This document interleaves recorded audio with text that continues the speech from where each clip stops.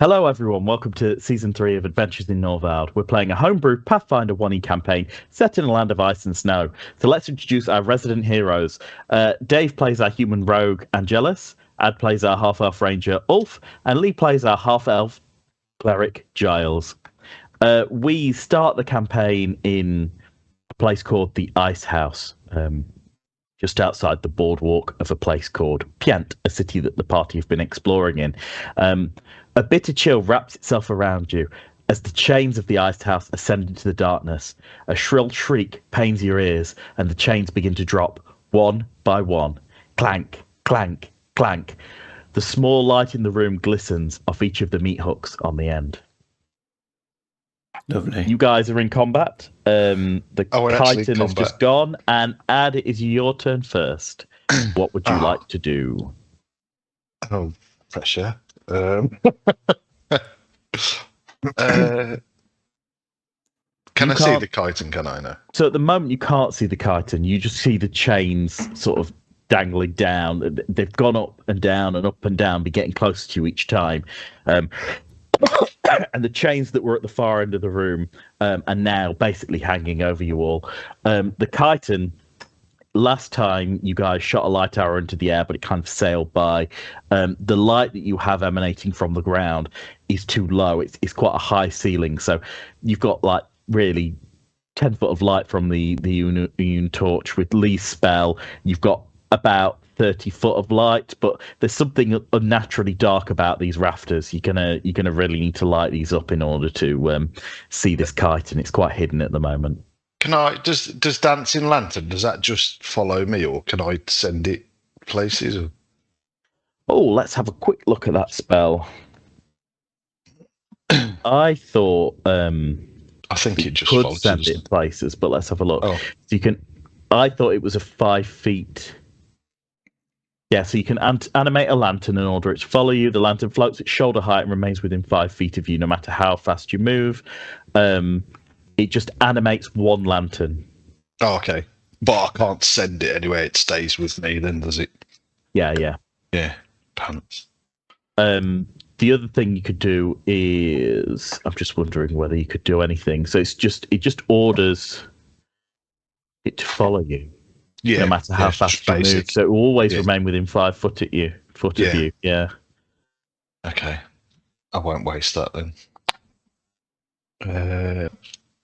I've got 20 fire arrows. What I remember, I thought you needed a round to prepare. Pardon me. DM's dying. This is a good start. It means we might survive.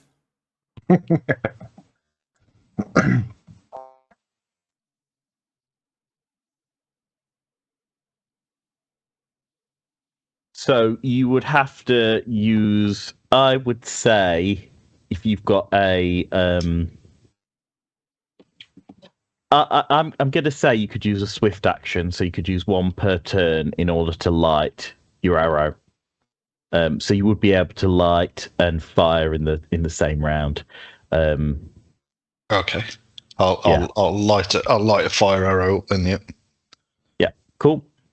Okay. And I guess just fire it roughly where we saw it last. Was it all?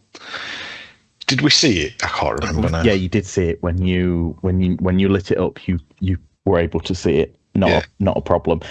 So you saw it about here, above this, and the chains are currently sort of dangling over you all from about here. So you're firing it back over here. It's up though, isn't it? Can I fire it where the chains are? Yeah, where the chains are coming down. Fire it up there. Can you roll me a d20, please?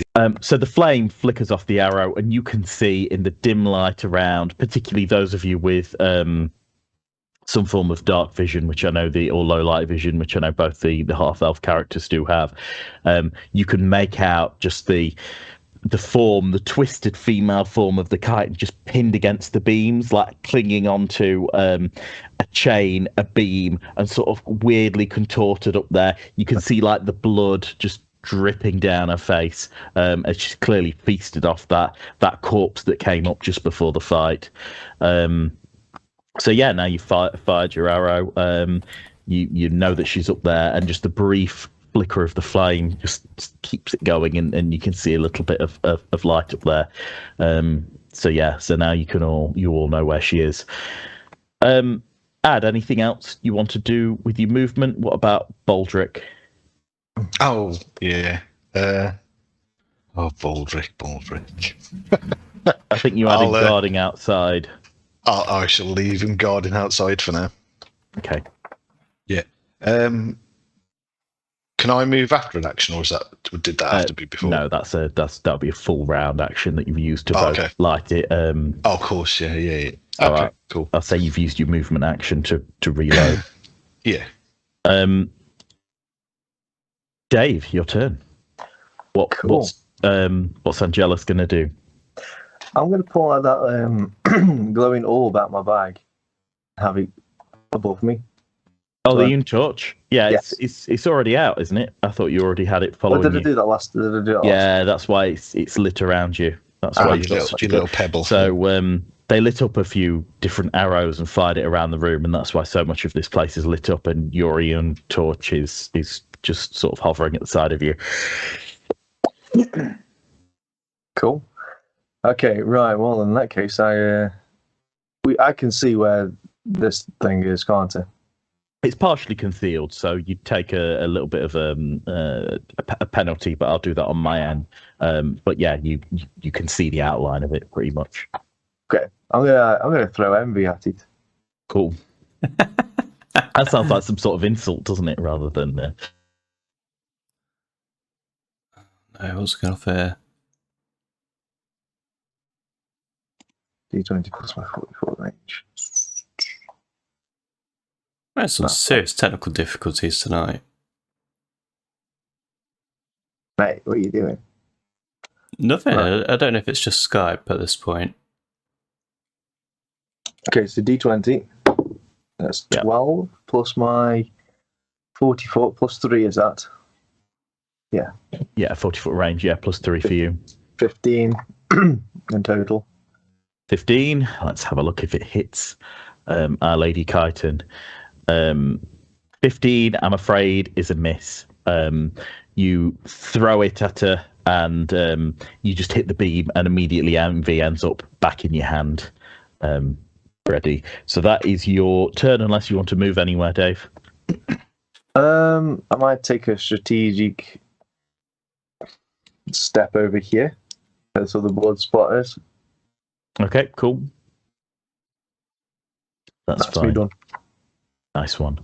Who is next? Giles. Well, I'm not going to get anywhere near that, but cause fear. Is that one living creature within 5 or fewer HD? What's HD? Hit dice. So because you are a 5th level character, you have 5 hit dice. Okay. You'd be betting on the fact that this is creature's level 5, or at least has 5 natural hit dice. I mean, I really hope it's no higher, but I mean, causing fear. What do you think, guys? Do you think you should cause fear to it, or attempt to cause fear? What does that do to it? Just so cause fear is the affected creature becomes frightened. what does that do for us, though? Characters who are frightened, frightened creatures flee from the source of its fear as best as it can. If unable to flee, it may fight. A frightened creature takes a -2 penalty on all attack rolls, saving throws and skill checks, and ability checks. So it's going to try and run. If it can't run, it'll fight. If it's fighting, then it'll incur some penalties. I mean, that could be useful. I mean, you can't survive outside this meat house, can it? If I remember correctly. DM's like, crap. I didn't say that the chitin couldn't survive outside. I was going to say, I don't remember that. It likes the cold. It prefers the cold, I think is what we're saying. I mean, I could try it. It may not even work. It's a spell I've not even tried to use before. It is a level 1 spell. So we've got some more we can use afterwards. Has anybody got any spells or powers that we can just blow the roof off this place? Unfortunately not. Down. The other thing, I mean, I can't even remember this. Do I have to touch them to inflict moderate wounds? Yes, you do. Yeah, you see, this is a problem. It's in the sky. I mean, I'm only, 5 foot nothing? So at this point, I could use a spell, or I can sit here twiddling my thumbs. Use the spell, man. Do it. All right, I'm going to try and cause fear, DM. Okay. You use one of your level 1 spells.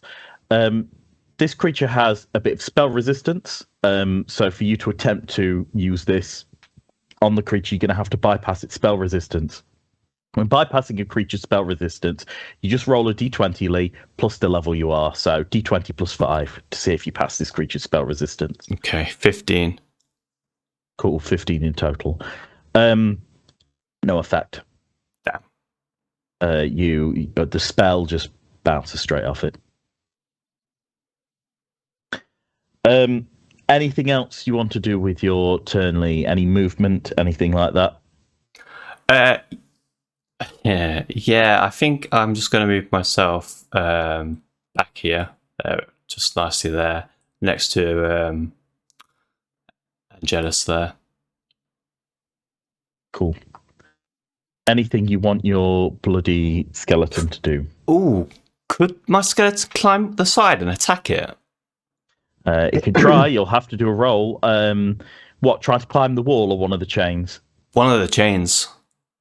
Okay, cool. Let's give this a go. So does it have a climb skill? If not, it is probably just going to be a base strength. I don't see it in his skill lists. Let's have a look at its strength modifier. Pardon me. So plus d20 plus 2, Lee, to see if it'll climb. Oh, I'm not rolling well today. 11. Okay, it takes a hold of one of the chains, and it sort of just struggles to try and get a hold, but it fails to climb the chain, particularly with its barbed. It kind of cuts up the hands that you sewed onto it, kind of cuts up all the hands, and like the flesh just sort of is torn off, but it's trying to, Okay. It doesn't do any damage to the bloody skeleton, but just does some cosmetic damage. Yeah, wonderful. It is now the chitin's turn again. So with the bloody skeleton attempting to climb one of the chains, you see the chains begin to jangle, and immediately, almost like they're animated of their own accord, begin to twist and wrap themselves around the bloody skeleton, hitting it with each of the meat hooks each time. And it's going to do 5 attacks against the bloody skeleton. So the first one is... Second, I'll just close that portion of the Skype call because it's annoying. There we go. So the first attack is a miss. The second one is a hit. The third one's a miss. And the fourth one's a miss. So we'll go with the second chain attack that's a hit.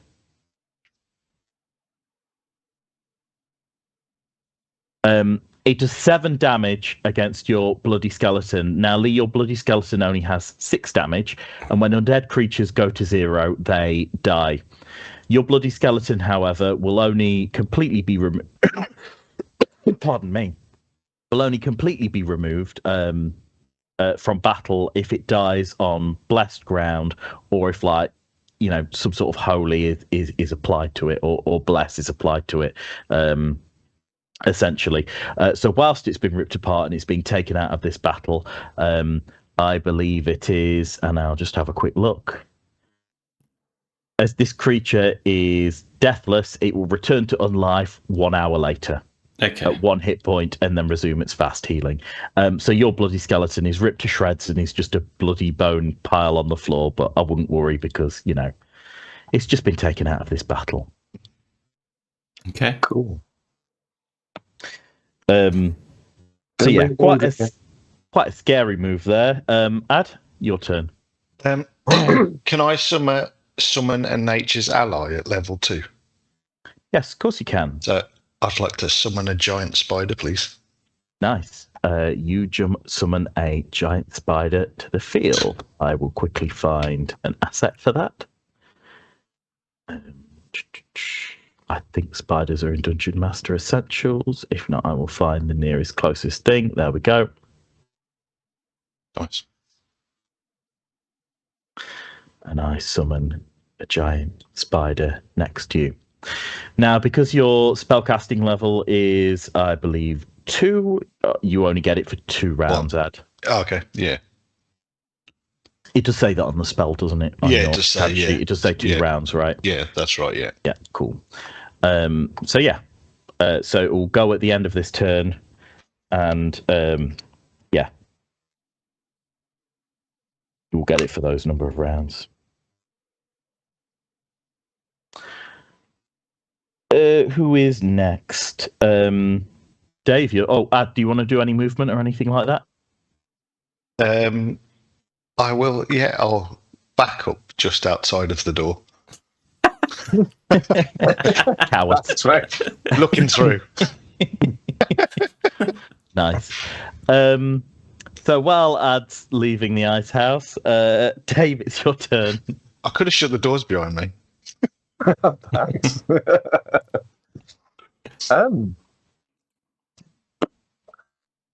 So there's chains dangling all around here, 4 of them.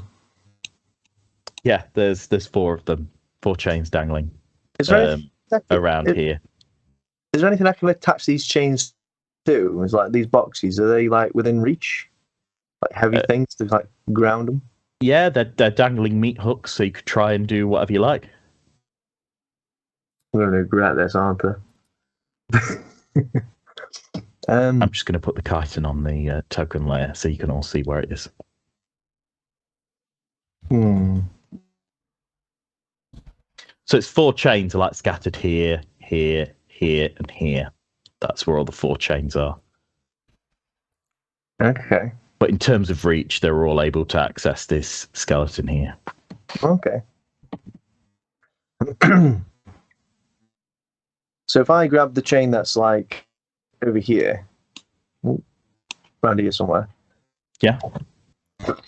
Could I then grab that chain and pass it to Ad to hold it on the outside of the door here? So it's locked in place. Would it reach that far? if it stretches that far. I was thinking about taking the chains out of play. Okay. Yeah, do you know what? I'm gonna get torn to pieces, aren't I? I'm gonna go over here and grab one of the chains and try and pin it to the door frame. Okay. If I can. I don't know how. Give me a second. I'm just thinking of what to. I'm just having a quick look at this. God.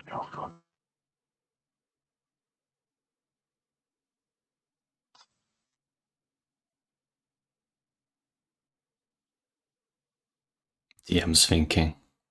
No, it's never a good sign, is it? That It always worries me.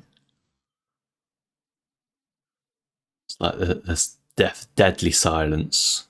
Okay. Can I get a CMB for you? So D20 plus your CMB skill, which is on your. It's not a skill. It's one of the scores just below your attributes on the front page. so CMB, yeah, I got you. Yeah, CMB, CM. So that's your combat maneuver bonus. So that allows you to do things like tackle enemies, try and grapple with things. So I'm going to say you're going to try and grapple this. So D20 plus your CMB, please. Cool. Grapple is +4. Okay, here we go. Okay, roll 18. Yeah, now so what are they made out 22. of? Cement? Yeah, these are metal dice. 22, I got that one. 22. Nice. So 22, you grab the chain and yank on it. And you give it a pull, and you manage to take it to the door. Cool. It won't go any Okay. further beyond that. Cool. But I'm managing to secure it to the door. Right, so that chain's kind of out. Do you of play. hook it onto the door? What do you? So it's a pretty standard double wooden door. So from the inside there isn't really much. It's pretty flush, but there are beams behind it that you potentially be able to hook it onto. Yeah, I'll try and do that. I just want to try and take the one chain out of play at least. Yeah, cool. So you hook that on. Cool. Lee, your turn. Yeah, that came around quickly. I was just I was just reaching out for some advice on what spells to use on this thing. Thing is, it's up in the sky, up on the roof. I can't touch it, so it doesn't really help me. Ooh, but what about if I summon something? Have a look. No, don't do that. You do have some ranged spells, Lee. At your what are they called? Your third level spells. You do have some ranged attacking spells. Just saying. Okay, I'm looking. One weapon effect. Weapons of keen while shoot. No, it's not that. I've got too many spells. Blessing You of do the have quite a Mole. few. What's this? 5 allies gain dark vision. Oh, now I find that. Well, there you go, guys. Give us a bit of dark vision at some point. One creature's blood. Ooh. Learn about a creature with its blood. Oh, I didn't know I could do that. Lee learns about his spells. I've got so many. It's hard to. I keep saying to stuff. I need to read 4 of these and remember them, and I never do. Daybreak arrow. Up to 50 pieces of ammunition, all of which must be together at the time. Targeted ammunition. What? Okay, we don't have any of that nearby, do we? So basically, whether it's arrows or whether it's bullets or whatever it is, you can make them exude a radiant energy. So that radiant energy is, give me a second, I've clicked on the spell. Creatures will take, undead creatures harmed by sunlight take an additional 1d6 point of damage from such projectiles. So it's good against vampires and stuff and zombies. Right. I'm looking for these distant spells that hurt, but I can't find them. So on your far right of your spells, Lee, you'll see something called range. So it'll tell you where you can use it. So you've got things that you can use within 35 feet. You've got touch spells, and then you've got things that are like Dispel Magic, for example, which is a third level spell for you, is a medium range spell which you can cast up to 150 feet. This creature's 40 foot away. So things like locate object, 600 feet. Let's have a look. Searing Light, deal 2d8 points of damage, and that is 150 feet away. So spells like that you can attack people with. Good to know. So, Searing Light on the very last page. Focus divine power like a ray of the sun. You project a blast of light from your open palm, dealing 2d8 points of damage. Okay. Why have I never seen that before? Because you don't read your character sheet, Lee. Have you seen how many sheets I have? I know. This is when Lee next time picks a fighter. Okay, cool. Well, this some weird noise going on there. Searing Light. So I need to roll 2d8, correct? You will have to. You've got a couple of saves to make with this. So one is a ranged touch attack. Okay. The other is to overcome the spell resistance. Okay. So it's a d20 roll. And then you could do damage. So the first thing you need to do is you need to roll your ranged touch attack to see if you'd hit it. So how you do that is you roll your d20 and you plus on your character sheet, Lee. You've got your ranged touch attack, which is +2. So d20 +2. 15. 15. So you have to beat the chitin's touch AC, which you have. You just have to overcome its spell resistance. So you see the Searing Blast hit the chitin, but its weird aura against magical stuff raises. So d20 +5, please, Lee, to overcome this thing's spell resistance. 13. No, sorry, 23. Sorry, my maths just went really, 23, really bad. nice. That is a hit. You don't just hit it, but you completely drill through its magical defense. 2d8 damage, please, Lee. Okay.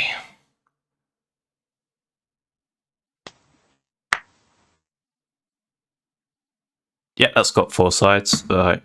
Or 8 sides, sorry. So is this 2d8, sorry, or 1d8? Rolling 2d8. Right, 7, 3. So that is 10 in total. So Searing Light hits the chitin, and 10 damage is done to the creature as it shrieks in a strange, almost like pleasure pain kind of thing. This thing's pretty messed up. So yeah. Nice one, Lee. Your zombie. Oh, wait, your zombie's not doing anything. Add your spider. Can he do... He's got a special web attack. It's basically the same as a net. Yeah, cool. So it says second, I'm DC just having a 12. look at the HP race. 2. It's a standard giant spider you've summoned, isn't it? CR1. Let's have a look at the old web attack. Okay, just going to have a quick look at my range attacks. So it's +5 range, DC 12, HP 2. So give me a second. I'm just looking at the... Throw a web 8 times per day, similar for attack with a net, but has a maximum range of 50 feet with a range increment of 10 feet. Is effective against targets 1. So this thing is 40 feet away. Are you moving your giant spider to be closer? Yeah. Cool. Oh, sorry, I've not assigned this to you.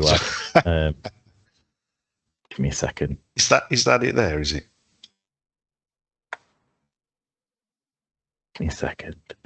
I've just got to assign it to you, sorry. If I made this thing blind, would it fall up down if we smacked it with something? There we go. You should be able to use it now, Ed. Is this it here, is it?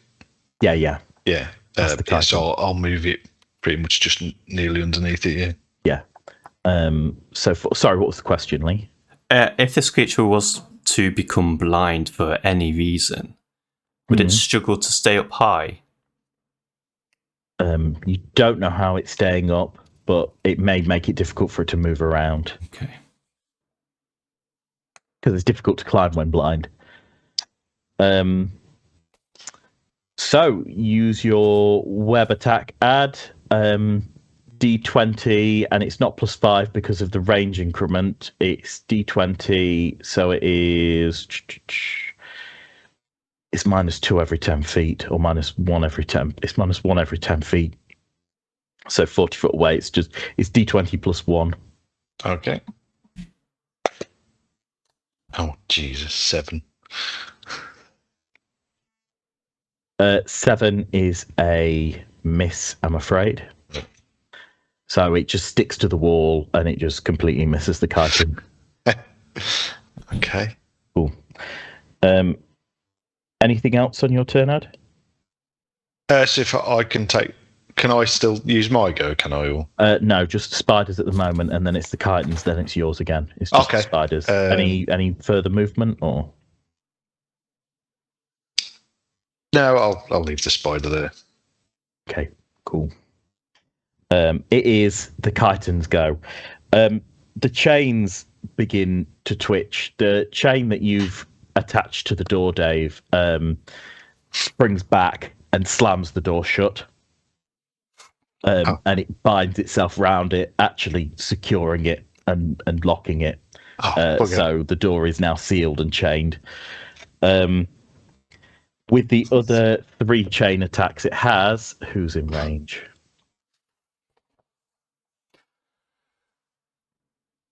Well, Who's in essentially range? locked out outside, aren't they? Yeah, basically. I mean, Yeah. you set fire to things, try to kill people, now you've locked someone out. Surely, I reckon Ad could use a sword to gain entry. Yeah, just go berserk. I'll just see what happens, man. It's going to attack you might with... be safe with you all in there. Yeah. Maybe. It's going to try and attack you with 2 chains, Dave. What? First one is a critical fail. And what I'm going to say is that chain gets tangled on a crate. Second chain is... What's your AC? Oh, God. My AC is 16. That's a miss. And third chain is going for the giant spider, and again that's a miss as well. So there's just a spinning of chains of meat hooks, but none of them seem to hit anyone this round. But that door is shut tightly with one of the chains, denying the attack, but denying you the ability to leave. Ad, your turn. You are locked outside. Sorry. There were no windows, were there? We looked before, didn't we? This is an ice house. The whole point of it is to keep the cold in. So apart from the main doors, which are very heavily insulated and wooden and reinforced, it is just stone, wood, sawdust walls. So they're pretty sturdy and secure. I've got no other choice, have I really?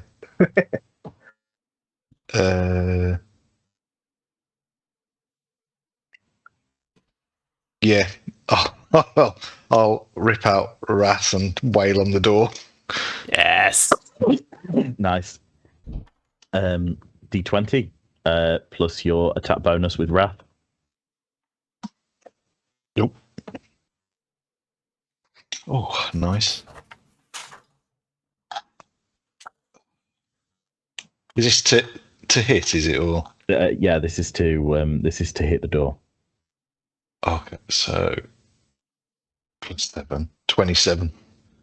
Nice. You hit the door. Roll for damage, please. 12 plus. Is that 2d6 plus 2? Yeah.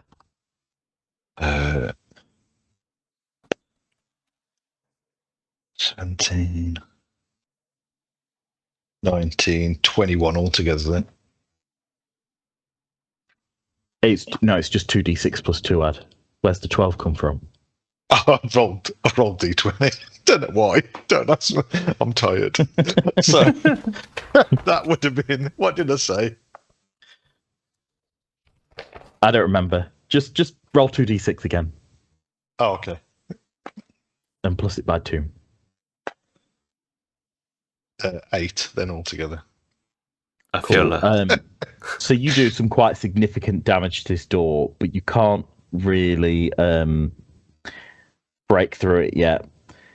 Now, Ad, can you do me a will save, please? Yeah, sure.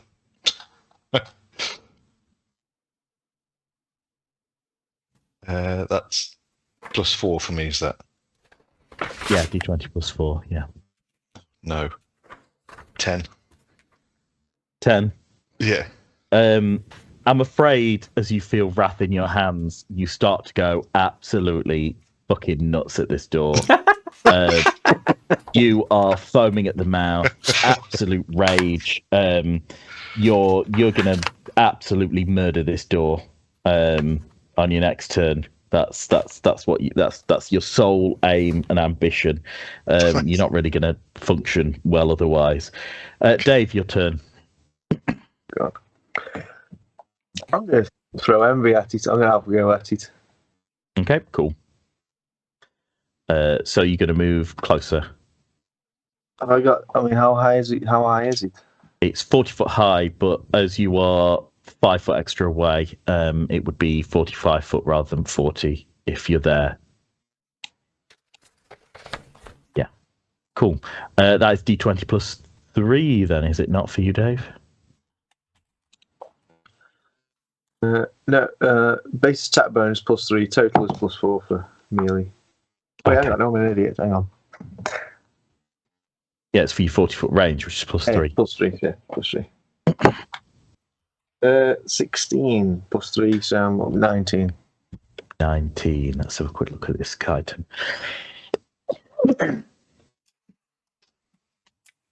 19, I'm afraid it does not hit the chitin. It just bounces off the chains that are wrapped all the way around her body. And you just hear like as envy just like blasts off it and then just appears in your hand. Any more movement, Dave, or is that it?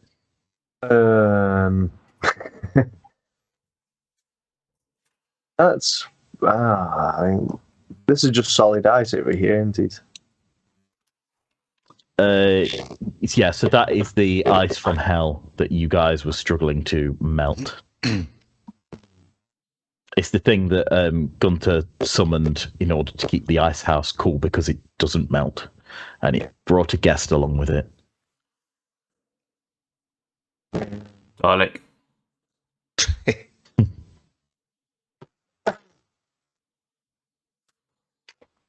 For anyone that doesn't understand what Dalek is when Dave's microphone goes Dalek. Alec? That's better. Cool. Okay. Is that the end of your turn, Dave? Yeah, I'll end it there. Cool. Lee, your turn. Lovely. I've lost the spell I wanted to use. I believe it's called Boiling Blood. Boiling Blood sounds great. I'm just trying to find it. Where did I put it? On the sheet. Do you remember what level spell it is? Yeah, it was a level. I think it's a level 3 spell. No, was it level 2? No, it was a level 2 spell. Hang on. Here we are. Yeah, it's a level 2 spell. Boiling Blood. 1 creatures, no 2 of which may be more than 30 foot apart. In fact, target takes 1 fire damage each round. Orcs get 2 plus strength. SRES DC 15. Fortitude negates. It's a medium 150 foot. So. Okay. Who are you using it on? Oh, obviously the I want to use it on the. What is it? What's it called? From the chitin. Yeah, I want to use it on the chitin because it's not going to like. Surely boiling blood is going to heat it up, is it not? It doesn't like the heart. Or am I thinking of this wrongly? I think you're taking it wrongly. So if it succeeds, it gets. Let's have a look. I was just The trying to casting heat the time, thing. 1 standard action, range, medium, 100 foot. Oh, yes, yeah, no, you're right. It takes 1 point of fire damage per round. For how many rounds? 1 round per level. So, yeah, it could take up to 5 fire damage if it fails. Yeah, that makes sense. So, yeah, it's just a 1 standard action.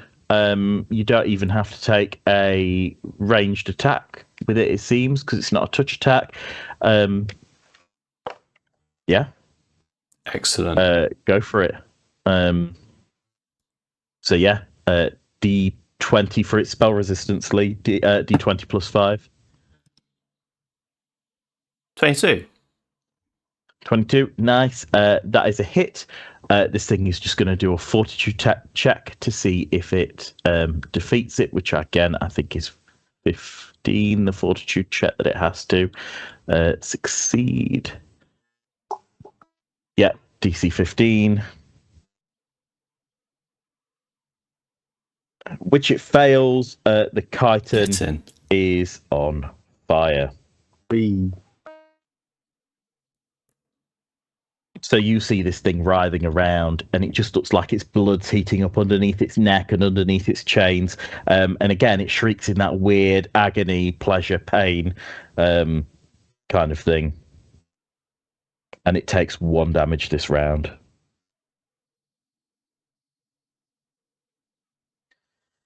That's your turn, Lee, unless you want to do any movement. No, I'm happy where I am, thank you. Cool. Ad, your spider, what's it going to do? I'll try the old web again, please. Yep, cool. 20 plus 1, wasn't it? Yeah, D20 plus 1. 14. 14. I'm afraid that is another miss. Oh, bloody spider, useless. Get the giant newspaper. Chitin's turn. Right. So it's only got the use of 3 of its chains. I'm afraid, Dave, all 3 of them, now that you're close, are going to go to you. So the first one, did you say your AC was 13? No. No, 16. No, my AC is 16. Let's go Okay. with that. So first is a hit, but not a crit. Second one's a hit. Third one is also a hit. You take 3 attacks, I'm afraid. Great. 2, so that's first chain does 6 damage. Second chain does 8 damage. I'll add it together afterwards.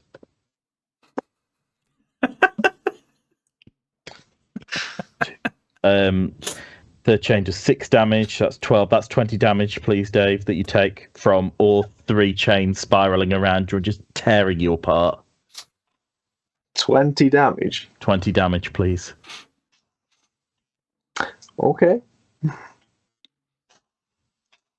Is this because you were late? This is quite a difficult creature. It has the potential to do a lot of damage with its chains. He will be the late Angelus. Sorry. If you hadn't bound that to the door, Dave, that could have been 4 chains. Just saying. Oh, good call. So you've not done bad by tying it to the door, though it has locked that out. Yeah. You're down a chain, but you're down a player. At least until Ad can get that door down.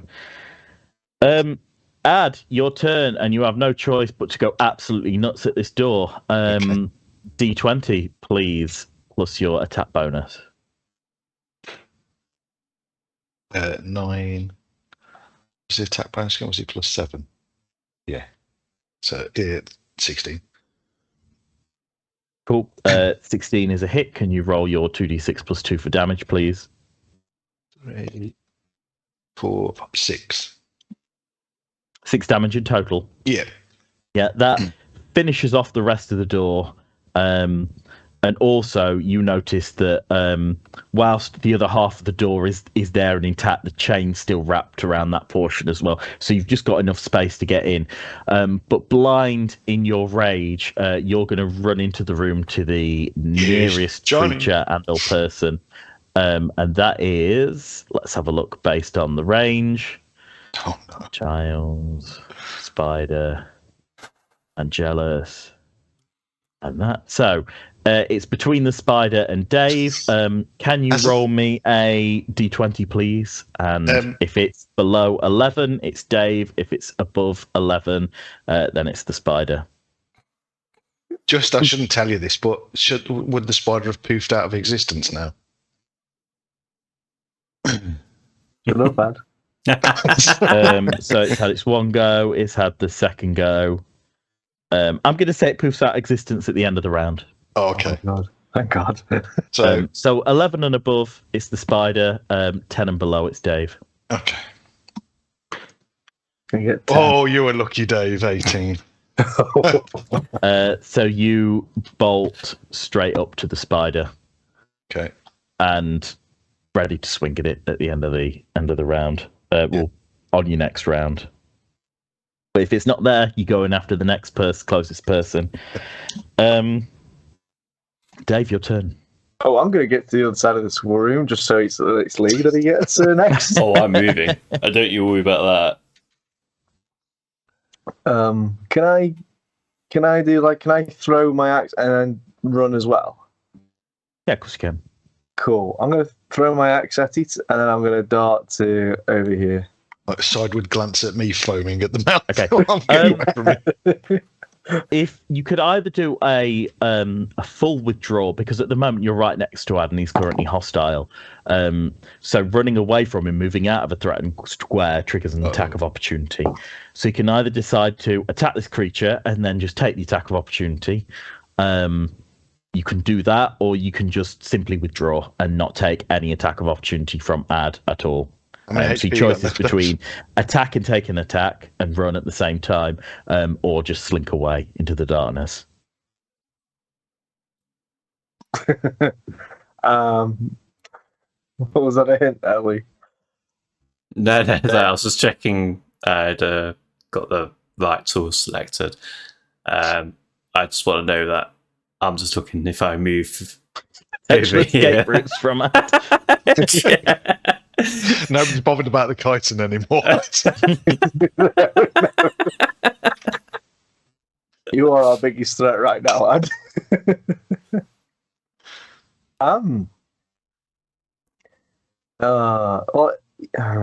Technically, Ad's going to attack the spider in the next round, isn't he? Oh no! I mean that spider's going to be gone next round. Nah. I'll tell you what. Yeah, do you know what? I'm just going to take a tactical withdrawal, and I'm going to go over here. Yeah, cool. That's fine. You can do that. Ad, can I get a will save because I didn't do it from you last round? Oh, yeah.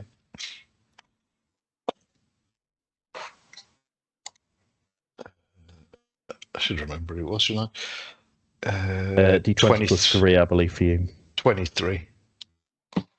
Cool. Your blood begins to cool a little.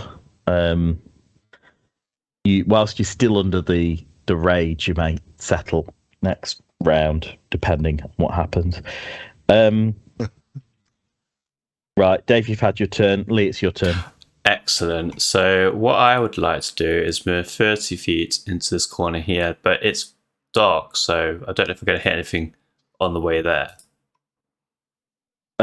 So you move into it and you end up bumping into the wall. Lovely. I'll take that. Cool. You can see into the light. It's fine. Do you want to cast any spells or do anything, or is that you for this round? How far away? The thing is, I've moved quite far away from Dave, so I don't think I can do. Yeah, some of your spells have 120 foot range, Lee. So I bet the chitin's in 50. Yeah.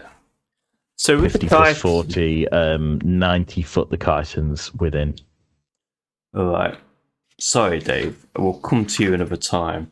Right now, I would like to use the same one I used earlier, the Searing Light. Cool. So that's your ranged touch attack. D20 plus 2 for you, please. Oh dear. That'll be 3. That's a miss, I'm afraid, Lee. So the Searing Light pops out and it just sort of hits the wall. At least it didn't hit Dave. That's true. Let's have a look. So Lee, you've had your full round. The spider poofs out of existence, and it is the chitin's turn. As you've moved, Dave, you're in the full threat of the chitin, and it's going to attack you with 3 chains. First chain, what's your AC, Ad? 16. First chain's a miss. Second chain's a miss. Third chain's a miss. So again, the spiraling meat hooks, unfortunately, none of them hit you. I say unfortunately. Ad, it's your turn. Will save, please. See if you can calm down a little bit more and get some clarity back. D20 plus 3 for you. So DM, just for reference, am I aware that the sword does this to me? Yeah. Like, yeah. You're aware after the fact. It's like Yeah. it's like going on a drunken rampage. You have no control at the time. In the So, morning, like, you're like, oh I was god, going what to do I say, do? yeah, so next time I was going to use it, I could be like, don't stand near me. I'm going to pull Yeah. my sword out. Yeah. You're very aware of what it does. And I mean, you could feel the bloodthirst of this sword whenever you touch it or wield it or whatever. It's quite a scary, overpowering. You're not really in control. You just feel a lot of anger. It feels more like the sword's in control. Right. It's like a bit of an out of body experience. Like you become angry passenger. You're just a pass. Yeah. That is 12. 12. Yeah, you calm down to the point where you have control this round. What would you like to do? The chitin's still up in the rafters. Yep. Are there any of its chains near me? Yep, all three are dangling around you. So you've got 1, 2, and actually the third one's even in your square ad. Can I take a whack at the one that's in my square? Yeah, cool. Of course. You could take a sunder. You get some penalties for sundering things without skills. So you can fighters and other classes. They can take a penalty. So not a penalty. They could take a feat which enables them to smash other people's weapons. It's quite a nasty little attack. Yeah. Well, you can give it a go, but you would take a penalty for doing it. So that would be a -8 penalty at attempting to sunder someone else's weapon. So that would be your D20 plus your usual attack bonus at -8. If I retreat, would there be an attack of opportunity on me? No, this thing is controlling these chains remotely, so it's not giving you any attacks of opportunity at the moment. I'll retreat back to this opposite corner, if that's all right. Yep. To there, and Are you sure you don't want to go the other way, Ad? why? What's over this? I'm over there. Well, you're all right. I was going to say, can I resheath Wrath and pull out my bow, or would that have to be next round? You could do that this round, and then you could fire with your bow next round. So you've moved and re-equipped a weapon. Yeah, that's fine. Cool. Nice one. So your bow's armed, ready to go. You'll just fire it next round. Dave, your turn. Is there anything else I can see around here? Because I got my light around me. Is there anything actually here? Oh, of course. Yeah, of course. I'll just reveal that for you, Dave. Cheers. So it's 30 foot, so that's 5, 10. Yeah, pretty much light up this. Cool. So what you can see, Dave, is you can see a series of other chains just hanging down, and there's various things like fish, cattle, what you assume is like hooks of like beef ribs and pig and stuff like that. There's just loads of meat hook chains just lined up, and again, you can see these little, those little nodules you see. They're just chains. They look a little bit different from the meat hook chains that the chitin's using because they've got barbs all over them as well. These are just regular meat hook chains that pinned around, but there's loads of them. Okay, so these chains are of this world, kind of thing. Yeah, I mean, maybe the chains that chitin's using were, but you don't know. You're unsure. But they're just regular meat hook chains that things are swinging on, and in fact one of the remaining corpses is swinging on one of these chains. The chitin strung them up on it, so you're next to a dead guy, face twisted in agony, and the chains wrap round him. The meat cuts back into his mouth and out the bottom of his jaw. Nice. Wonderful. Real charming creature the chitin is. Cool. I mean, has this dead guy got anything good on him? Oh, that's a good point. You can spend a full round action rifling through his pockets. Just to see if he's got anything that might help. Yeah, that's fine. You search his pockets, you find a lamp and a flask of oil. Other stuff he has on him is rudimentary. He has a dagger, but he clearly didn't get the chance to use it. He's got some gloves on, which is clearly he was a worker here. So the lamp and the oil it's clearly lighting his way. There's a set of keys as well, which you assume is probably to the ice house. But there's about 3 keys on it. Okay. I'm gonna take the keys, the lamp, and the oil. Yeah. And that's pretty much it. That's my round done, and if I take those things off him. Boom. Lee, your turn. Okay, I've only got 1 level 3 spell left. Couple of level 2s. Maybe some level 1s.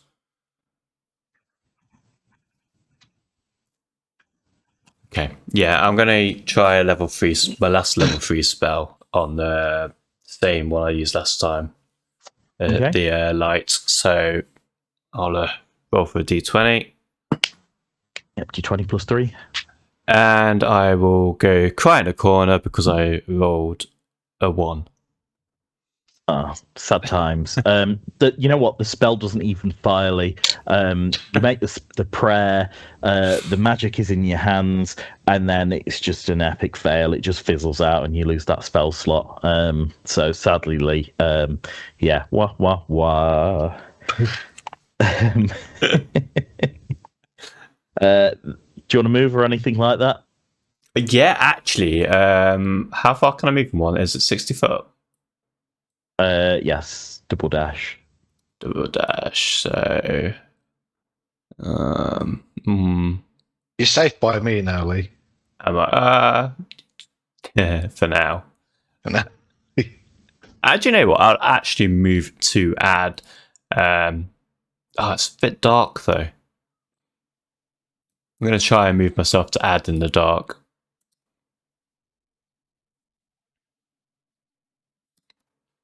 How did that go? Did I hit into anything? No, you're fine. Did you light up someone's armor, Ad? Or Lee? I don't remember. Lee lit up an arrow, didn't he? That we fired 1 arrow in, didn't we? Yeah, so that's why you had the light over here. You lit up the sword, didn't you, of the skeleton? That's why you've got the range here. Yeah. So you guys don't currently have any light on you. Fair enough. Yeah, so you're in the corner dark. Yeah. That's fine. Can't quite see, but you could certainly see into the light, but nothing, you didn't bump into anything there, Lee. Just a bit of ice on the floor. Chitin's go. You're going to see 3 chains disappear up into the rafters, and the chitin is going to drop down to the ground, surrounded by the 3 chains. It's going to walk over here, and it's going to yank on one of the meat hook chains, bringing it down, and it's going to twizzle that in its hand while it has the other 3 like serpents, like the Dr. Octopus scene in Spider-Man, sort of up and ready following it. And that's going to be the finishing of its turn. So it's got 1 chain in the hand, and it's 3 animated chains. And that is its round done. And you can see this creature really clearly now. I sent you a few pictures of what the female chitin looks like, but it's just like, you see its own barbs digging it into its skin, a blue pale woman underneath, almost emaciated. You see the whole thing's like covered in razor blades, hooks, things like that. This variety seems very much to be like, it's matching its surroundings. It's just covered in meat hook chains. Ad, it's your turn. I'll fire a silver arrow at it, please. Yeah, cool. Giving a go at silver. Okay, D20 plus your regular bonus. 24 altogether. Are you going to use regular, or are you going to use what is it? Double shot. I forget about these.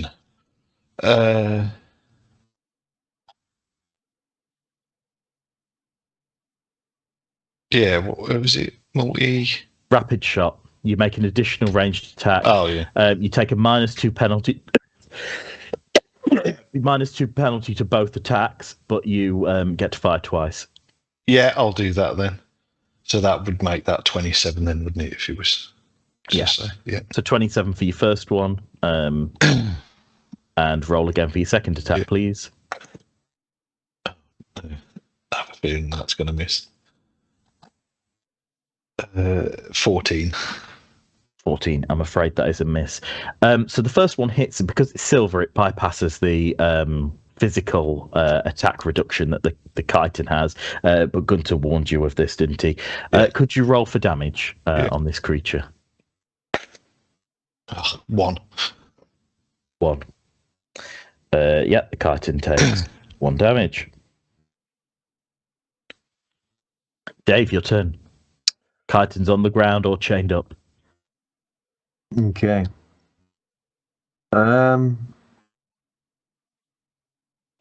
Yeah. Can I pour a bit of this oil on top of on Envy and light it? Throw Envy at it. Give it a go. Come on, let's do it. It's gonna end up back in my hand and burning me, isn't it? You pour the oil on Envy, and you light it. Envy is currently has some smouldering, smoking oil on it. Yeah. Sounds good. Yeah, sounds good. I'm going to throw Envy at it now. Cool. Okay. You throw Envy, and it's D20 plus. So it's 20-foot penalty now. So plus your 20-foot attack bonus. So, yeah, 20 plus 7 then. Okay, cool. Yeah. So D20 plus 7, please, Dave. Cool. 16, 7, 20, no. 16 plus 7, my brain just died. 23. That's a hit. Yeah. 23 is a hit, Dave. D6 plus 2. D6 plus 2, okay, D6. I rolled 5, so plus 2 at 7. Yep, 7. Nice. There's a little bit of extra damage I've calculated in for the fire. So you do 8 damage to the chitin. Nice. Well done. Thank you. Just to let you guys know, there is a poll on the chat now. What, are you going to die? You're not. Will Angelus die today? Wow. Wow. Harsh. Dude. We've got some stone cold people watching today. I did the poll. Anyway, whose go is it? Dave's just gone. It's your go, Lee. Cool. I'm down to level 2 spells now, which is not great. How's that fire damage going? Is that still taking effect? I believe it finishes next round. Okay. I think what I'm going to do this round is use one of my just put normal level 0 spells and light the area up around me and add. Yeah, cool. It's fine. And then there was light. So again, that's 30 foot, isn't it? 5, 10. Yeah. Basically, you get all of this. Cool.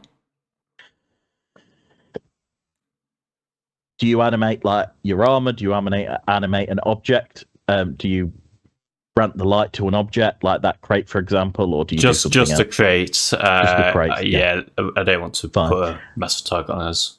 So that'll stay statically lit up then. Do you want to do any movement, or is that it? No, I'm happy where I am. Thank you very much. Cool. As it lights up, you see the eerie boxes of some of them are opened and have fish clearly stacked in them. Other have different types of animals. One even has some pig heads in. And you notice that this is a very large larder. It's a nice house. Mm-hmm. So Lee, you've gone. It's the chitin's turn.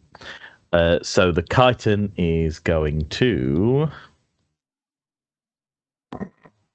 make sense if it goes for you, I'm afraid, Dave. Right. So it's going to turn in your direction, and it is going to do move 1, 2. It's going to climb onto the ice, which it can do. And then it's going to just attack you with the chain in its hand. The animated ones are going to stay there for now because it's done its movement as well. It's not going to do that. So 11. Your AC is 16, isn't it, Dave? Yep. Unfortunately, you take 2, 6, 7, 8. You take 8 damage from that chain as it like drags across your face. Wonderful. This thing smiles, and you see its jagged teeth. Again, it looks like it has braces in, but again, it's got like tiny little blades on it. It smiles at you and gives you a shrill shriek, like right in your face, like a terrifying. How are you doing on the HP, Dave? Not good. Not good. Yeah, the feeling I'm going to die soon. So, Ad, it's your turn. I'm going to do something stupid now, Lee. Can I cast Compel Hostility on it, which makes it attack me instead of it makes the chitin go for me instead of an ally. Fair enough. Let's have a quick look at the details of the spell Compel Hostility. is it going to come up to us? Is it just going to launch a chain at you? I'm just thinking of Dave not dying yet. So the target is you. There's a saving throw, and you'll also spell resistancy text. Whenever a creature you see threatens you, whenever a creature you can see that threatens you makes an attack against one of your allies, as an immediate action, you can compel that creature to attack you instead. When you compel a creature to attack you, you must first overcome that creature's spell resistance, and the creature can attempt a will saving throw to ignore the compulsion. So let's give that a go. So for you, it is D20 plus. Now, spell resistance is about your caster level. So, is it about your level in general? Give me a second. I'm just going to Google the stuff.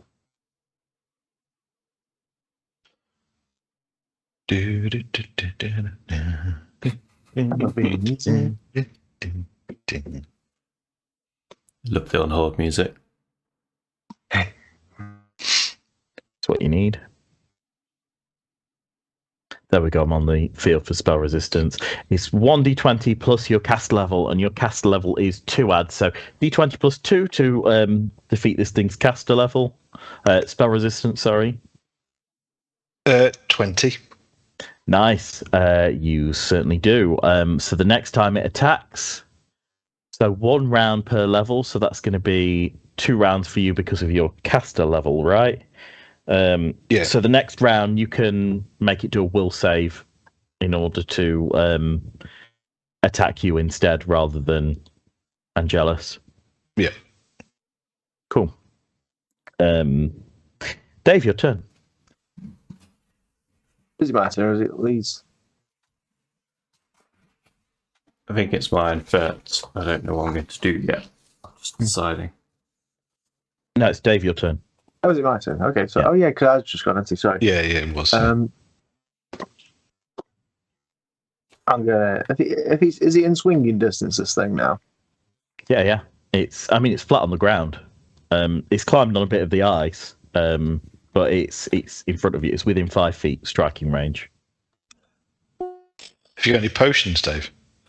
Oh yeah, probably could do with doing that, couldn't it? Really. I have 2 potions. One's a light wounds, healing light wounds, and I have my special yellow oil. Still, apparently. So, You know what the yellow oil does? oh yeah, totally. It's the oil of virtue. It's basically a surge of life. Oh, okay, yeah. So if I'm about to die, it brings me back to life, but gives me 1 health, something like that. Yeah. Well, it just gives you an extra 1 HP. Yeah, when I'm about to die. So I'm gonna. If I neck this potion now, does that trigger an attack of opportunity on this machine? It does, I'm afraid. Crap.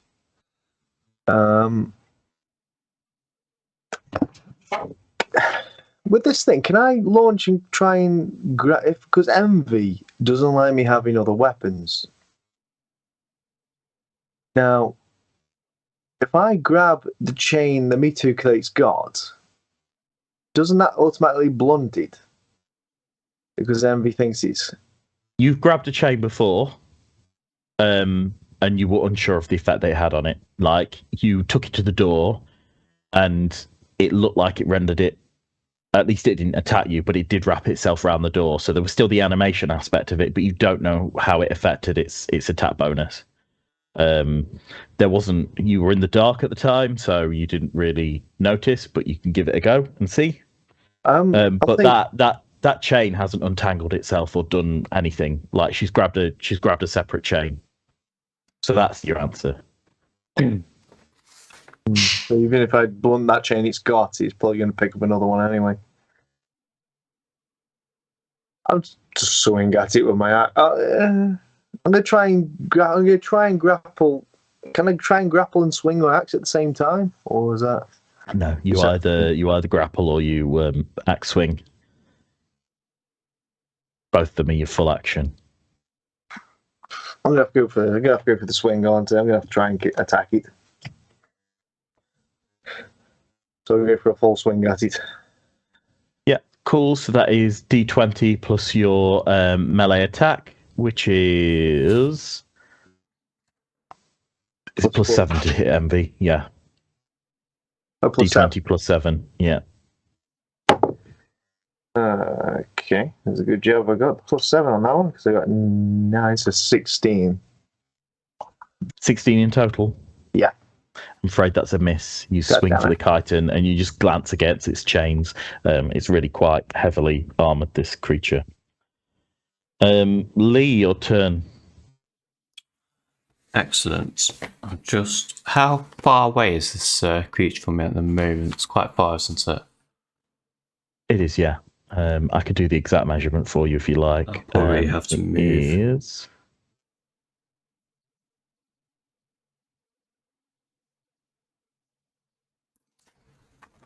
Rate of sickening.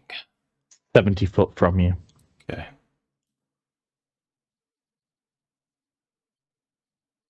I'm 35 foot. If I move to that square here, can't. Can I then use my ray of sickening, which is 35 foot? Yeah. Cool. So I'm going to move to there. And I'd like to use my ray of sickening spell, which is a level 1 spell, I believe. Cool. Can you attempt to bypass its... Oh, wait. It's a ranged touch, I believe. Ray of sickening. I think you're right. Just double check. Close, 35 to yes, it's a touch. Yeah, ranged touch. So first D20 plus 2 to see if you can beat its ranged touch AC. 13. 13 beats its touch AC. That's a hit. Can you roll to overcome spell resistance, Lee? So D20 plus 5. 14. 14 is a fail. So it just bounces off this thing's spell resistance. Sorry, Lee. Yeah, it was worth a go. No dice. Chitin's turn now. Chitin is...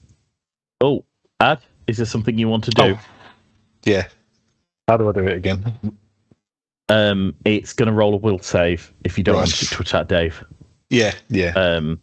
So the will save is 12, I believe it needs to beat. So that is a 6 it rolled. So will save is +3. So it's going to attack Dave, and what instead is it's going to do is it's going to run straight at you, Ad. Completely just without a baden to attack you. So let's have a look at this thing's Does that add a trigger of opportunity for me? Because it's right. Yes, it will. It will indeed. Speed 30 foot. It's going to use. Yep, it's going to get right up in your grill. Okay. And that's going to be its movement round. Dave, trigger attack of opportunity. Excellent. That's D20 +7. D20 +7. Ooh, okay. I rolled 18, so 25. 25 is definitely a hit. That is D6 +2. Actually, you attacked it back as well, so you do get back attack. So that's an additional. Is that 3d6 for you, Dave? Ooh. For sneak attack. Try to find me things. Yeah, 3d6. So that's 4d6 +2 in total. 4d6 +2. Yep. Wow. Okay. Really advantageous if you get a sneak attack on things, Dave. I need to do it more sneaky. So 4d6s. Yeah. Okay. Yeah, Okay, and if you one's finished 4. him off right now, Dave. The first one's 4. Second one's 5. That's third one's 2. And fourth one's 2. So +2 again. 6, 10, 15. 15 in total. Yeah, cool. You do 15 damage to the chitin. So that is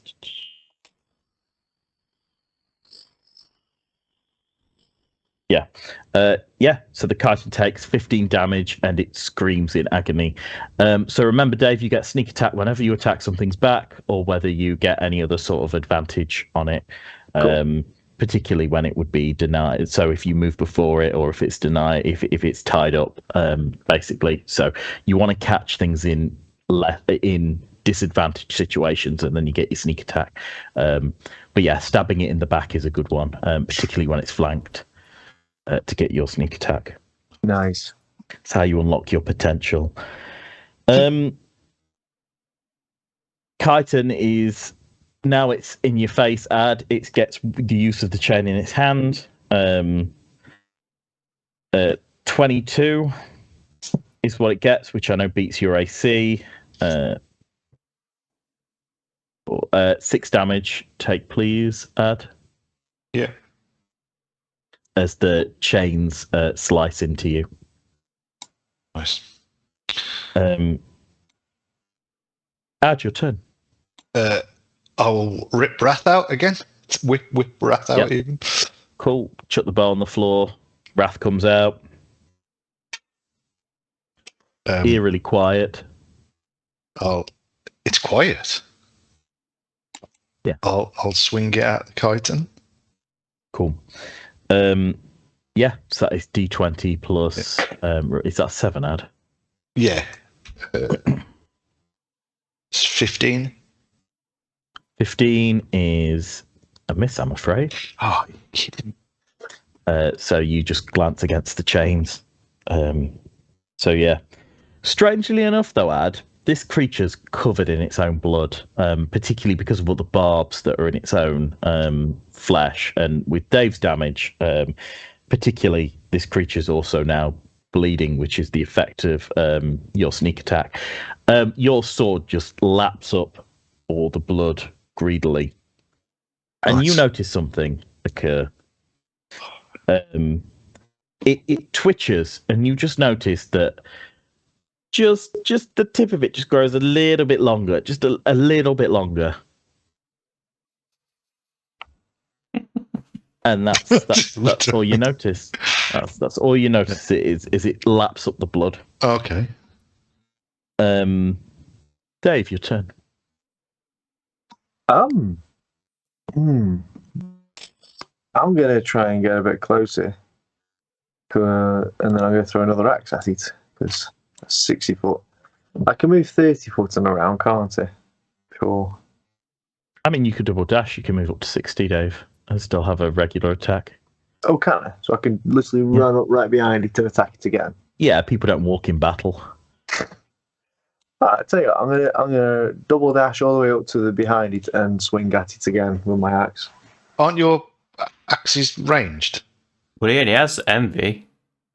Yeah. He does, but he hits equally from 20 foot, and from 10 foot he actually does more damage. Not more damage. You do more hit. You can hit more effectively from 10 foot away than you can in melee. I mean, yeah. So casually back up 10 foot, and then I'm going to throw envy at it. Attack of opportunity. No, you move Yes. 10 foot behind it, and you take the swing. D20 plus 9, please, Dave. Sure thing. D20 plus 9. I rolled 14, so plus 9. 23. That's a hit. You've got the creature flanked, and it's back attacked, so you get sneak attack. So that is 4d6 plus 2. Come on, Dave. Hey, Matt, me and you are going to have to work on something here where you distract it and I just throw an axe at it all the time. I better get some thicker armour then. First one's 3. Yep. Second one is 1. Third one's 4. And the fourth one is 4. So then plus 2 as well. It's 10, 14. Yep, so you do 14 damage against this creature. That leaves it with...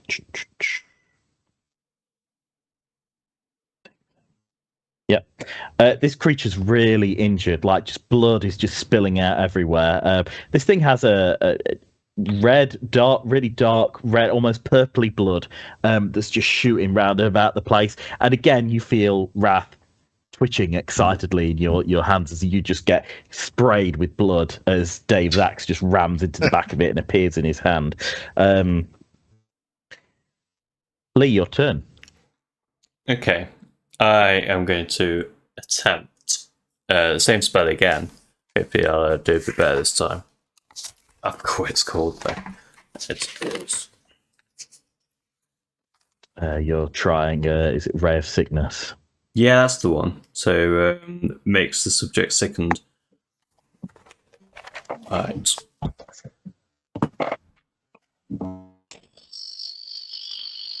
So, oh, something weird's going off there.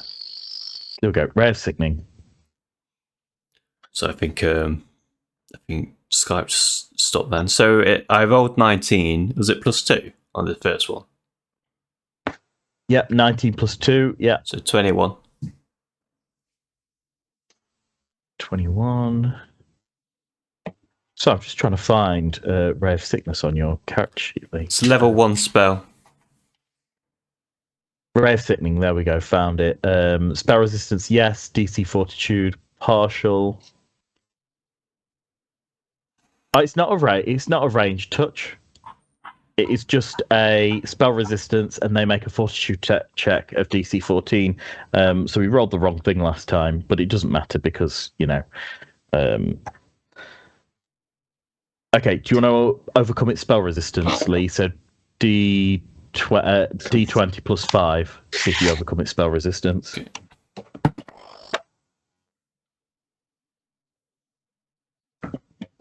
$22. Cool. That passes, and it fails its fortitude check as well. So let's have a quick look at the sickened condition.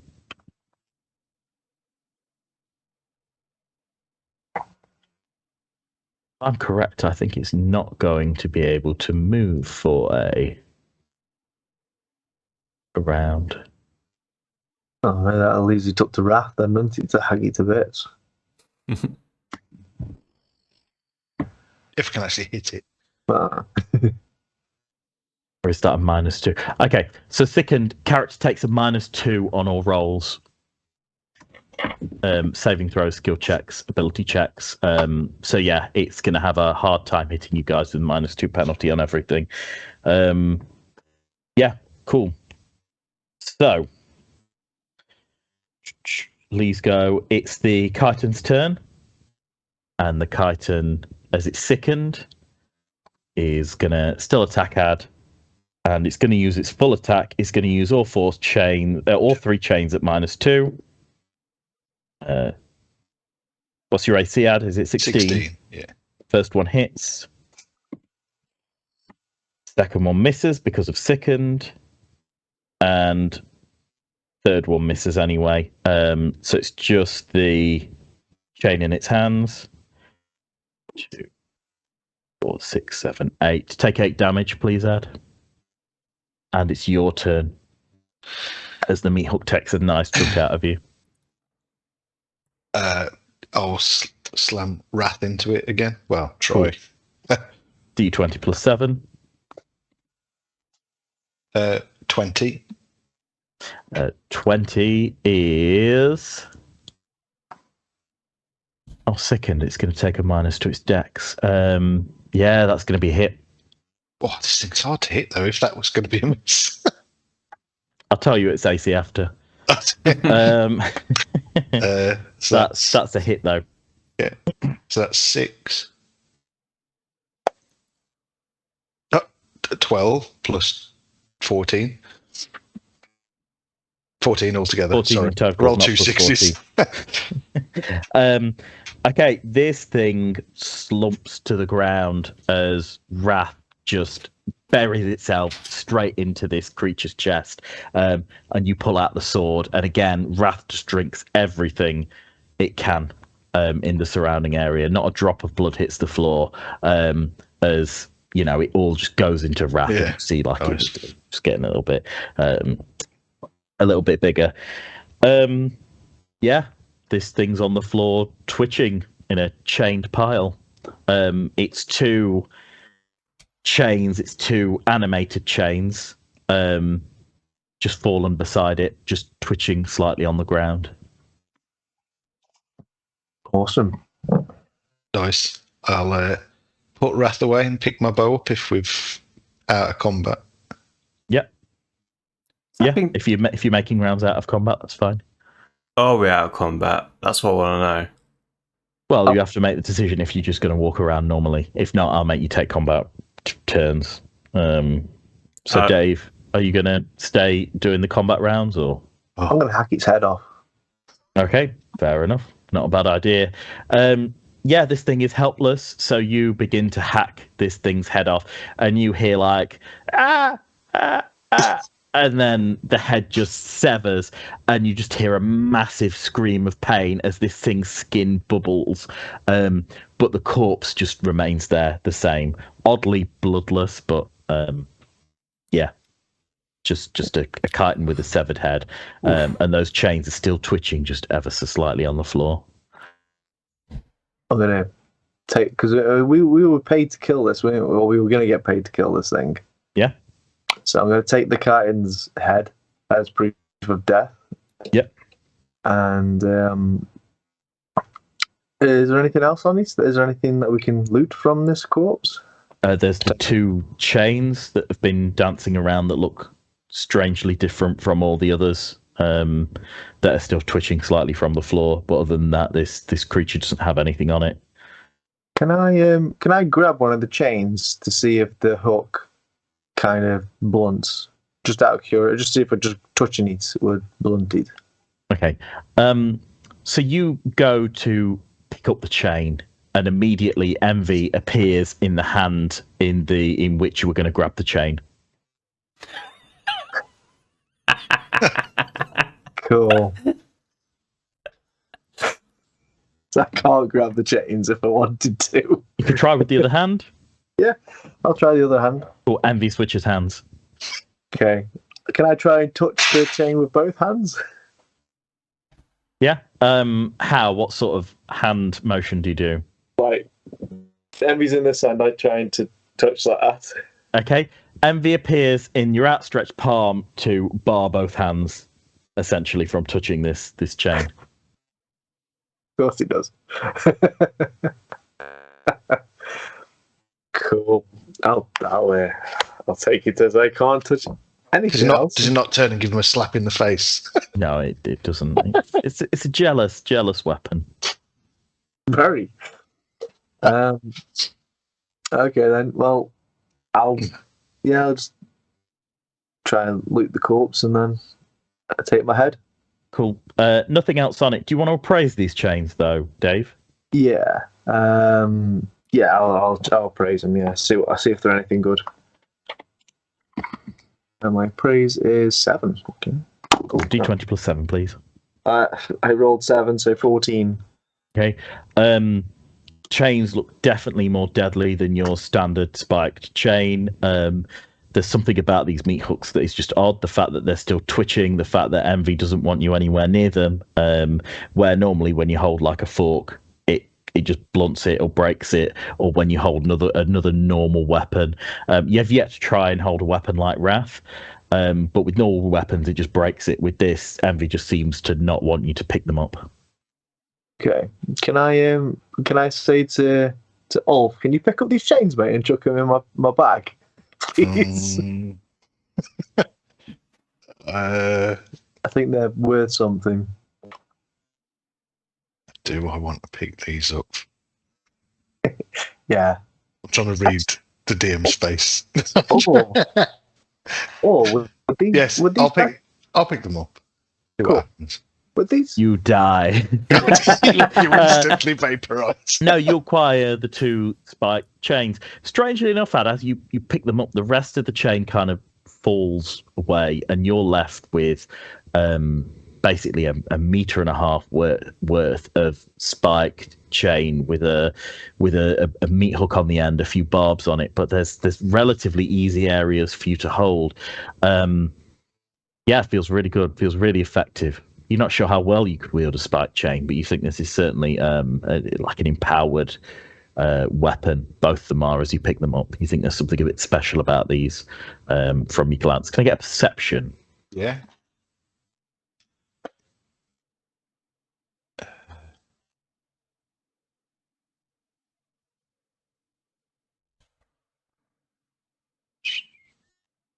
Okay, perception's 12. That's 32. 32.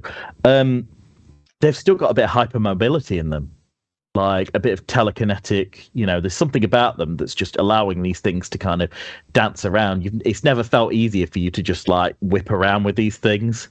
Okay. They're just they've got almost like a mind of their own, but at the same time they seem to be kind of obeying what way you're taking and what they're doing. You're not sure what bonuses it grants you, but these spike chains are pretty damn easy to wield. Nice. I'll take them. Can I just wrap it around like a bandolier? Yeah, cool. You can take both of them, one of them, whichever. Yeah. They just wrap around you. Yeah, fine. Cool. Sweet. And that is it. There's unless you want to take a frozen fish, if Dave wants to see if Envy gets jealous of a swordfish he tries to wield, or a frozen tuna he could beat someone to death with. We can play that game. Okay, I'm going to walk out of here. Yeah, cool. Where do you guys go? So you leave here. It was early in the morning. So you guys head out and you see the rest of the boardwalk in front of you. It's mid-morning now. The sun's a bit higher in the sky, and you all feel a lot more relieved being out in there. The ice house was actually really claustrophobic, and you never really realised. Those of you characters with beards, you have ice on your beards. You feel the chill in your hair. I know Ad's character has neither, but certainly on all your clothing, you feel like the icicles just shaking free. It was a lot colder than you thought it was. And in the daylight, you see the lips of the chitin shrink back, and underneath you see the barbed teeth and just a twisted expression on the chained female face of the chitin. Nice. You are on the boardwalk of Pient. Now, am I right? thinking that we need to go see someone within a few days. My father. Oh yeah. Yeah, you had 5 days to see father. That is now 4. You need to see. You said you were going to visit Vigo today, and also you need to report back to Gunter to report the death of this weird creature and collect your reward. Let's give you the old city street scene, as you're now back on the boulevard. I mean, Cool. Shall we shall we go go see Gunther? Yeah, so shall we Yeah. go collect our winnings? Yeah. You guys walk across the boardwalk and head towards where Gunter's tower is. Can I get perceptions off you all? 17. Cool. Plus 5%. 16. 21. 21. Dave, out of everyone, you see a figure in the distance. It's a figure you actually recognize. It is a woman staring through what looks like a crystal with a tube around it directly at you. And you remember her being someone from the Hindle Hounds. She's on a rooftop a couple of 100 feet away. And you remember her being a lady known as Paws. That was her nickname. She's clearly spying on you. Is this assassin attempt number 2? Oh god, this is where I die again, isn't it? As you look at her, you see her pocket the spyglass and immediately jump down the side of the building, quite far away. You could try and catch up with her or see her where she's gone, but you suspect that she's just ran off. Okay, I'll report that to the guys and let them know what I've just seen. Okay. And then we'll carry on our way, really, because I'm not going down any alleyways anytime soon. Not your own. Do you describe her to us so we know what she looks like? Yeah. Describe her however you want, Dave. She's your NPC. Cool. Paws has got short hair. I don't know. I wasn't expecting to describe a character tonight. It's got short hair, kind of like ginger with yellow, blonde in it, sorry, and is dressed in black. It looks like a pirate. That'll do. Build. Yeah. Yeah. Let's go with that. Cool. Yeah. So yeah, that's how you describe Paws. Cool. Cool. Let's Do you get head back to Gunter's? Yeah. Yarp. Cool. You get to the enchanted door. Ask your purpose. Why are you here? Can I just hold the head up to him? It repeats the question. Why are you here?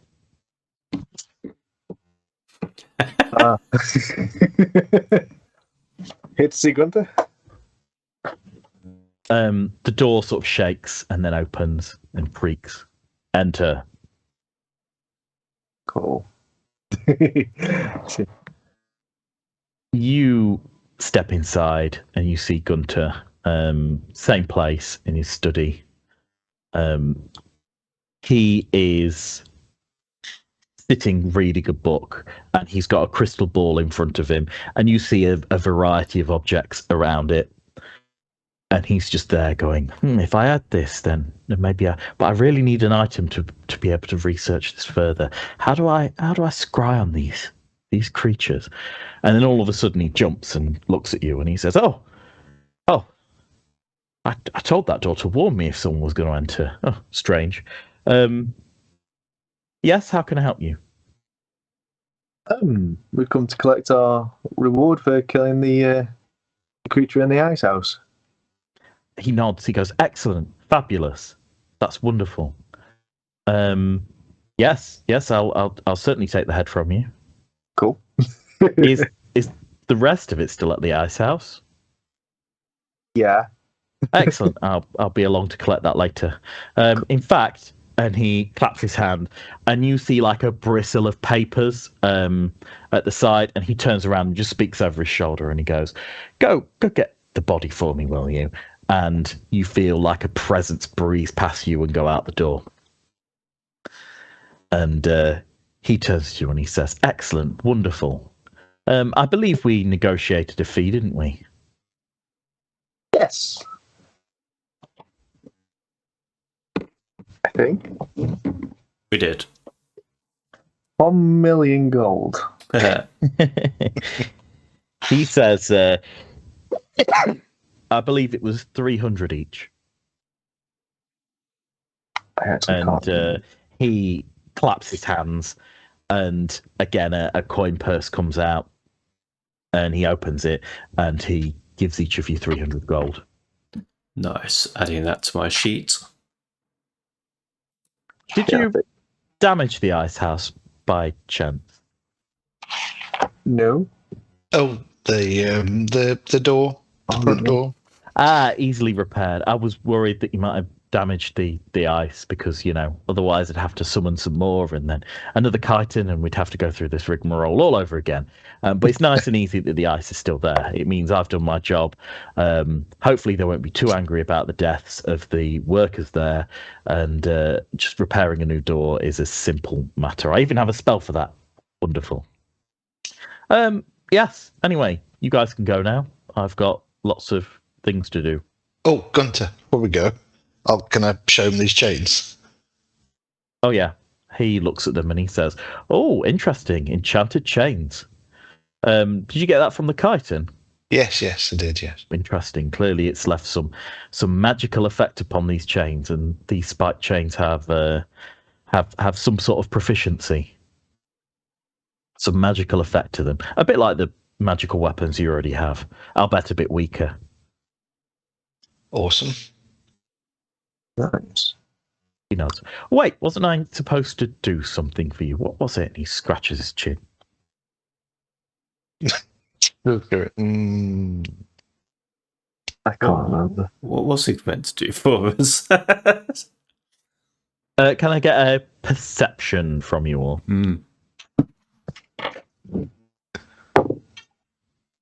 16. 26.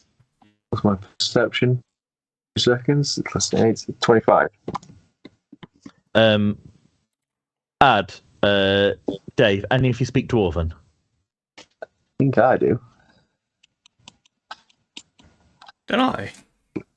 Oh, no. Yeah, I speak Dwarven. I don't know. Cool. Ad, you notice a book in front of him with a sketch of a monstrous creature and lots of information. Dave, you actually read that information and you see the word Slogric on there, and you see a large and detailed description of these creatures.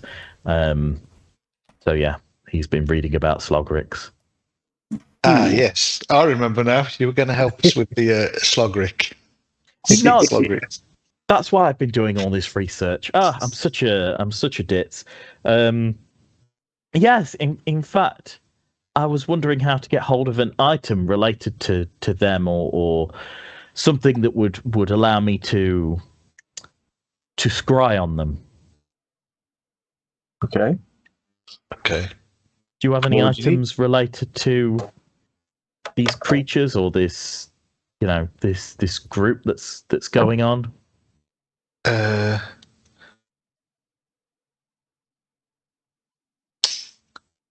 Did we have anything now? They didn't have. They had nothing to do with the symbol on this belt I've got, did they? Not with not the big bad that's coming after us. Simligicar? No. Do you give it to him? Yes. He takes it and he says, "Well, I could try with this, see if it works. Why not?" And he places it down and he begins to say some words that you don't quite understand. And he goes, "Libre, enumere, and then he whacks his hands down, and a big burst of light comes out of the crystal ball, and you guys all see, like, just flashed into your eyes, these burning images.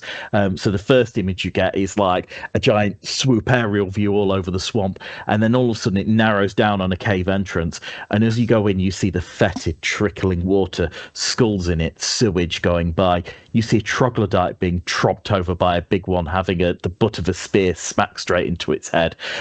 You go in and you see webs, and you see the corpse of a large creature, skeleton, and in its stomach you see a strange twisting mound of black flesh with eggs inside, and one of the eggs hatches into some strange monstrous form, and next to it you see a giant skulking figure, the same figure that's the Slogrick, next to it, just skulking around.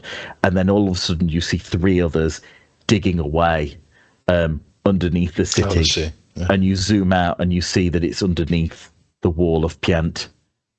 And yeah, so you've seen four of these creatures and more hatching out of the corpses of animals. We're not going to be able to stop them on our own. Probably not. Who was it who ran the city? Vigo. Oh, Vigo. So we need to go and see Vigo anyway. But at least we can tell him now that it's really urgent. Just as the light in the images die down, you see one slight other image, and you recognize Trog, and he is standing with a bunch of other troglodytes. And there is a man in a uniform, very similar to what Bo was wearing when you saw him, and he's got a whip in his hand, and he's whipping Trog as the Slogricks continue to dig away behind him. A man? Yeah, like it looks like a human man. Strange, like pointed ears, Barghesty type ears, but it's a man. He's not Bo, but he's dressed in a similar fashion to Bo. Like same black robe, same uniform, and you see the symbol of Jakar blazoned on his shoulder.